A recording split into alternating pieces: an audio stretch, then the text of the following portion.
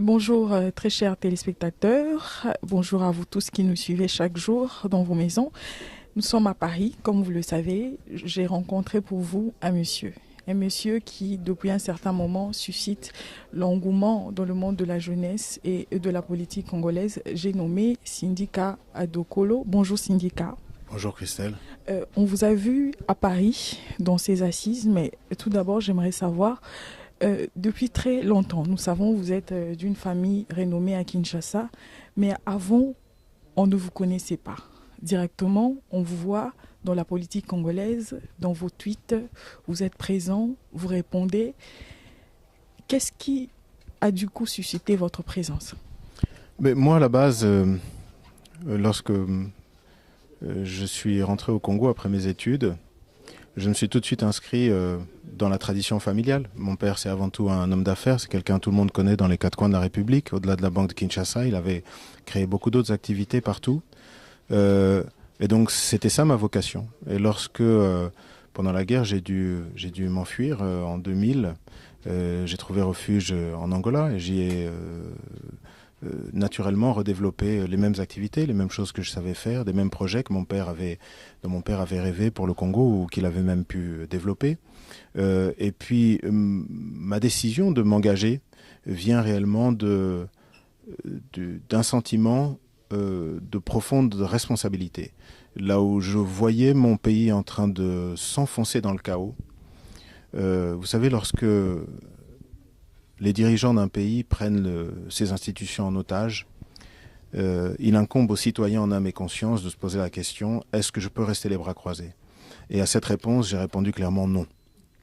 Et comme mon sentiment n'est pas de faire de la politique, parce que je considère que lorsqu'on fait de la politique, c'est lorsqu'on veut accéder au pouvoir, je me suis dit que c'était important que je puisse le faire dans les mouvements citoyens.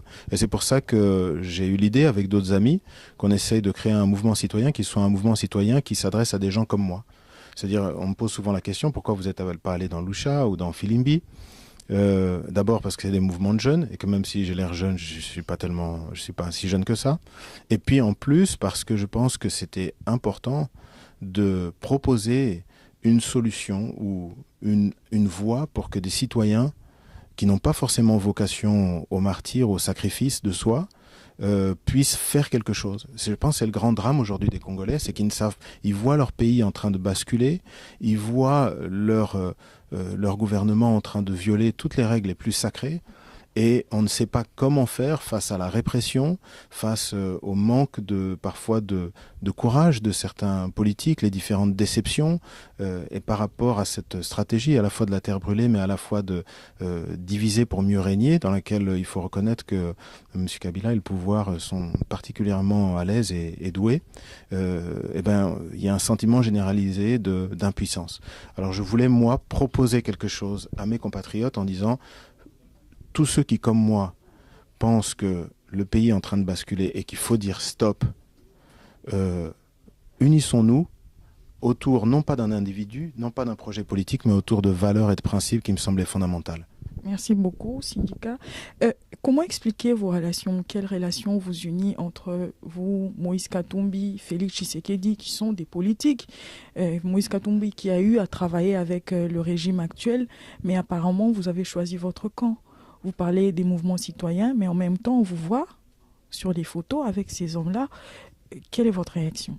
Je pense que le mouvement citoyen est apolitique par définition, mais ça ne veut pas dire que les individus n'aient pas des opinions personnelles. En l'occurrence, moi, ce que je constate, c'est qu'aujourd'hui, il y a un certain nombre de compatriotes qui sont engagés en politique, qui ont réussi à ne pas céder à l'appel des sirènes, qui continuent à rester constants dans leur engagement et dans leur refus d'offrir la possibilité à M. Kabila de faire basculer notre pays dans une dictature de facto et dans le non-respect et la violation de notre Constitution.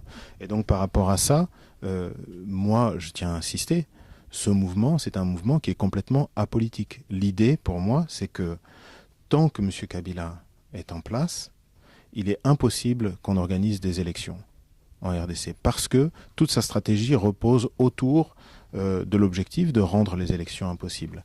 Donc, il faut qu'on ait un moment là où les différences politiques, parce que vous m'accorderez quand même que Moïse Katumbi et Félix Tshisekedi, c'est pas la même chose. Ils sont tous les deux apparemment candidats président, donc ça fait pas d'eux réellement des alliés objectifs. Cela dit, ils ont compris quelque chose, qu'on doit arriver à nous dépasser, chacun d'entre nous, dans nos différences, et arriver à, dans une grande diversité, mais dans une grande unité, à faire front contre le projet kabiliste qui est de confisquer la démocratie dans notre pays.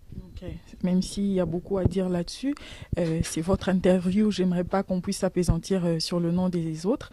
Je vais vous dire une chose, deux choses qui se disent à Kinshasa. La première, M. Sindika Dokolo revient à Kinshasa parce que son beau-père ne va plus être au pouvoir, alors il faut assurer les intérêts de la famille. Deuxièmement, parce que Moïse Katumbi, ils veulent faire un clan de métis. C'est comme ça qu'on l'a inclus parce qu'il a des moyens financiers. C'est quoi votre réponse? Vous savez, on peut dire beaucoup de choses, on peut dire tout et n'importe quoi. Je pense que ce qui est important d'abord, c'est de considérer qu'il ne s'agit pas de syndicat Dokolo, mais qu'il s'agit d'un mouvement. Aujourd'hui, on est plus que 20 000 personnes qui sont répertoriées, qui sont engagées et qui allons nous mettre en marche. Ça, c'est la première chose. La deuxième chose, c'est qu'effectivement, à chaque fois, je constate qu'on a cette culture au Congo. À chaque fois que quelqu'un essaye de faire quelque chose, on regarde toujours forcément le côté négatif. Vous savez, il y a un dicton qui dit « le singe qui est en haut de l'arbre en train de cueillir les fruits, tous les autres singes voient ses fesses ». Et c'est un peu souvent le complexe dont on souffre au Congo, c'est qu'à chaque fois qu'il y a un Congolais qui essaye d'émerger, qui essaye de faire quelque chose d'autre, il y a toujours une armée de gens qui sont là pour essayer de le critiquer ou de le mettre en cause. D'une manière générale, je pense que par rapport à des critiques, on peut répondre. Par rapport à des injures ou à des attaques, la seule manière dont on peut répondre, c'est la preuve par l'absurde qui est dans les actes.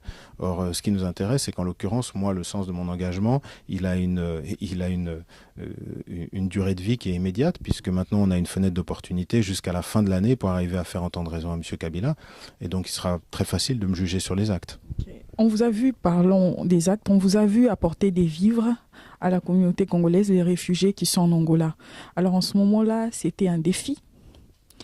Sindika Dokolo veut faire voir au régime que vous avez échoué, ou c'est le sentiment de Congolais qui ne peut pas garder silence face à ses frères qui sont en train de souffrir? Il faut rappeler le contexte. Les réfugiés, les 30 et quelques mille réfugiés congolais, ils sont basés à Dundo. Dundo, vous savez, moi j'ai une fondation culturelle qui est assez connue et qui fait différents projets de promotion de la culture et de l'art africain. Et en même temps, on a un partenariat avec le musée de Dundo des civilisations de Chokwe. Vous savez que c'est un pays de Chokwe, Dundo. Et Dundo est juste à la frontière. Et donc j'ai toute une équipe qui est là-bas en train de travailler dans le musée. Et donc j'ai eu en première main accès à des témoignages du niveau de barbarie dont ont souffert les victimes et les réfugiés. Il y a des gens qui sont là-bas, on ne les a pas montrés, à qui on a coupé les mains, à qui on a coupé les bras, à qui on a coupé les pieds. Il y a des bébés de 3-4 ans qu'on a retrouvés dans la brousse en train de sortir comme ça, sans famille. Par rapport à tout ça, il me semblait absolument impossible et inconcevable que je suis sur place, j'ai mes équipes sur place, j'ai les moyens de le faire, et je ne fais rien. Donc ça ne me dérange pas qu'on me critique pour ça, qu'on me donne des intentions. Si c'était à refaire demain pour prendre 2 fois plus de critiques, je le ferais quand même. Mais en même temps, il y a eu des refoulements des Congolais. Les Congolaises aussi ont été tuées. Mais avant, vous ne le faisiez pas. Pourquoi cette fois-ci ? Je crois que c'est difficile de réagir toujours de cette manière-là en disant vous ne le faisiez pas. Vous savez, j'ai une fondation au Congo qui s'appelle la Fondation Telema, qui a un budget qui est très conséquent. Là, on a toute une série d'activités justement qui sont à des fins humanitaires. Donc peut-être que il faut pas partir du principe que tout ce qui n'est pas visible n'existe pas. Deuxièmement, sur la question des réfugiés. Alors c'est des questions, c'est très compliqué parce que mon propos c'est le Congo et c'est très difficile d'expliquer d'un revers de la main en une demi-phrase une situation qui est une situation en Angola, qui est un pays aussi complexe. La situation qui se passe en Angola est la suivante. Il y a des zones qui sont des zones de production de diamants. L'Angola essaye depuis longtemps d'industrialiser sa production de diamants le plus possible parce qu'ils se rendent compte que lorsqu'il y a des creuseurs de diamants artisanaux, ça attire, il y a une difficulté de gérer cet environnement. Et il se trouve qu'effectivement, cette opportunité qui est offerte donc pour les creuseurs, dans des conditions d'ailleurs qui sont terribles, c'est des conditions humanitaires terribles, les creuseurs qu'on appelle les Banalunda, c'est pratiquement de l'esclavage moderne. Et donc pour y mettre un terme, la seule solution parfois effectivement, c'est que les forces de l'ordre, je ne les justifie pas, je ne suis pas ministre de l'Intérieur de l'Angola, je ne suis pas, le fait d'avoir des liaisons familiales ne vous donne pas une responsabilité dans la gestion de l'État, donc je ne suis pas l'avocat du gouvernement angolais. C'est ce qui me dérange toujours dans ces conversations, on parle du Congo et maintenant vous voyez on parle de l'Angola.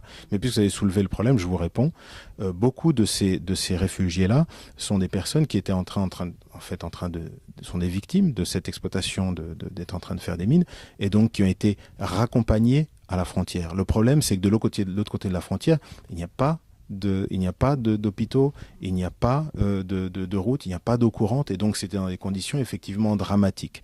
Je pense qu'il y a eu beaucoup au niveau angolais, un grand débat qui a été nourri là-dessus, de dire notre responsabilité, je parle là du point de vue des Angolais, est-ce que c'est juste de faire sortir ces gens et est-ce qu'elles s'arrêtent au moment là où ils sont hors de notre territoire ou est-ce qu'on ne doit pas justement s'assurer? Donc ça, c'est un débat et qui a lieu entre les Congolais et les Angolais. Merci. Mais je vous ferai remarquer entre-temps qu'il y a beaucoup d'Angolais aussi qui se sont fait maltraiter en RDC. Donc les histoires de voisinage, c'est toujours quelque chose de difficile, on ne peut pas les résumer, c'est dangereux. Merci beaucoup, Sindika. Une dernière question, j'aimerais que tu répondes en lingala. Sindika alinga comme président ya Congo Toté, président de la République. Bon. Okolimisa ngai nalobaka lingala lisusu mingi te, mais nayebisi bato nyonso que engagement citoyen eza politique te. Donc naza objectif na ngai eza ki bokonzi te, eza kaka que biso nyonso, biso banso ba congolais totosa mibeko na biso, mibeko eza mibeko malamu biso nyonso tosa yango nazoloba. Merci beaucoup, Sindika. Ça me va. Vous voyez, vous vous sous-estimez pour rien.